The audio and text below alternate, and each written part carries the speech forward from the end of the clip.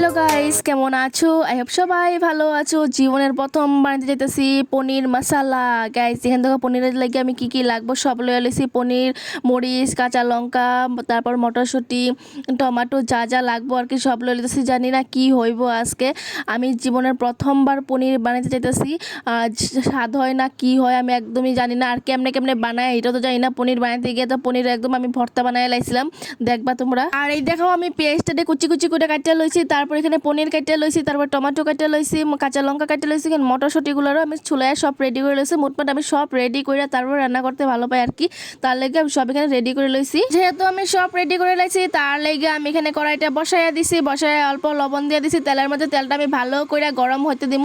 আমার তেল হয়তো গরম হয়েছিল না, কারণ তার লেগে একটা দুর্ঘটনা ঘটে গেছিল আমার, দেখবে তোমরা সবাই। আমি কিন্তু জীবনের প্রথমবার পনির রান্না করতে যেতেছি, ভুল ত্রুটি তো হইবই আমি জানি। আর আমি আমি তো কোনো মাস্টার শেফ না যে আমার রান্না খুবই ভালো হয়, কিন্তু মোটামুটি খাওয়া যায়, এত খারাপ হয় না আর কি।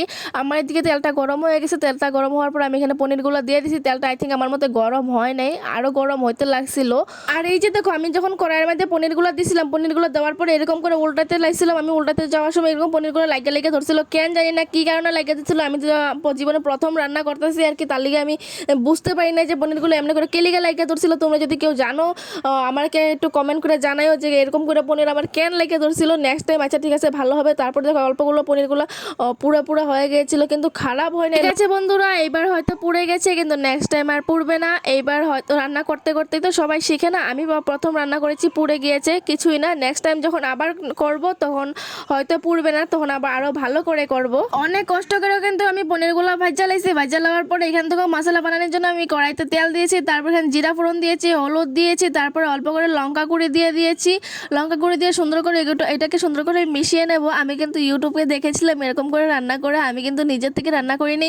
আমি থেকে ইউটিউব থেকে দেখে দেখে রান্না করছিলাম, কিন্তু জানি না আজকে সত্যিই দেখবো ইউটিউব থেকে যে দেখায় রান্নাগুলো, সেগুলো সেম টু সেম রান্না করলে খেতে কেমন হয় আজকে একদম হাতে নাতে প্রমাণ পাবো আমি।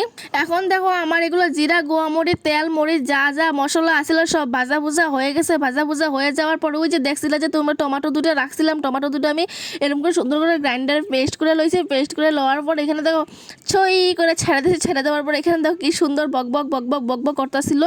আমি কিন্তু একটা জিনিস দিতে ভুলে গেছি গাইস, তোমরা যদি কেউ জানো কমেন্ট করে বলবে। কিন্তু আমি দেবো, এক্ষুনি দেবো, কিন্তু আমি যেটা আগে দেওয়ার কথা ছিল কিন্তু আমি এখন দেবো।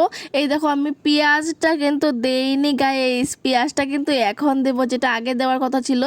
আগে একটু দিলে ভালো হতো আরও হয়তো, কিন্তু আমি এখন দিয়েছি। তারপরে কাঁচা লঙ্কাটাও এখন দিয়েছি।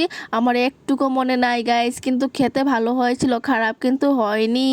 এতগুলা কাঁচা লঙ্কা দিছি, তারপর আবার কাঁচা লঙ্কার গুঁড়া দিছি, আর এত ঝাল হয়ে গেছিল। পনিরের তরকারি কি এত ঝাল হইলে ভালো লাগে গাইস? ঠিক আছে, কিছু না, এবার তো প্রথমবার বানাচ্ছি, তার জন্য এমন উল্টা পাল্টা হয়ে গেছে। পনিরটা লেগে গেছিল, পনিরটা পুড়ে পুড়ে গেছিল। তারপর আমি আবার পেঁয়াজ দিতে ভুলে গেছি, পেঁয়াজ আমি পরে দিছি। তারপরে দেখো অল্প একটু গ্রেভির মধ্যে আমি কতগুলো কাঁচা লঙ্কা দিছি, তারপর আবার শুকনো মরিচও দিছি।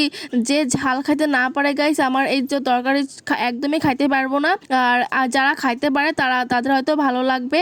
আর নেক্সট টাইম যখন আমি আবার বানাবো তখন কিন্তু আমি আবার শেয়ার করবো। এই যে দেখো আমার তরকারি কিছু টকবক টকবক টকবক করে ফুটতেছে। তারপর এখানে যে মটরশুঁটিগুলো ছুলে রাখছিলাম সেগুলো তো আবারও ভুলে গেছিলাম গাইস। আমি জানি না, আমার জানি খালি ভুলে যেতেছিলাম সব কিছু দিতে ভুলে যাই। তারপরে এই যে মটরশুঁটিগুলো এখানে দিতেছি, দেওয়ার কথা ছিল আগে, কিন্তু আমার মনে নেই, তার জন্য আমি এখন দিতেছি। কিন্তু যাই হোক গাইস, সব মিলিয়ে কিছু একটা হয়েছে, কিন্তু ভালো হয়েছে, খারাপ হয়নি গাইস, একদমই খারাপ হয়নি, ভালো হয়েছে। নতুন রাঁধুনি তো কি আর করবো বলো, তোমাদের মতো তো এত মাস্টার শেফ না, তোমাদের মতো তো স্বাদ করে রান্না করতে পারি না।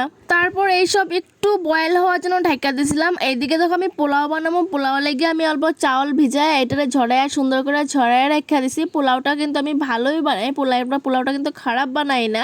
আরেকদিন ভালো করে তোমাদেরকে পোলাওর রেসিপিটা যেটা আছে সব শেয়ার করে দিব। আজকে আমি ভালো করে শেয়ার করতে পারতাছি না, কারণ আমার নিজেরই উল্টাপাল্টা লেগে গেছিলো। এখানে পোলাও লেগে দেখো আমি কাজু, কিশমিশ, এলাচি, লবঙ্গ, লবঙ্গ ঘি যা লাগে আর কি সব এখানে আমি রেডি করে লইছি, যাতে আগের মতো যাতে ভুল ভাল না হয় আমার। আগেও তো রেডি করে লইছিলাম, তারপরেও আমার এত ভুল হয়ে গেছিল আমি নিজে জানি না, কারণ প্রথমবার বানাইছিলাম তো তার লিগে সব ভুল হয়ে গেছিল। কিন্তু পোলাওটা আমি আগে পরে আরো অনেক বানাইছি, তার লিগে আমার পোলাওটা ভালো হয় খেতে।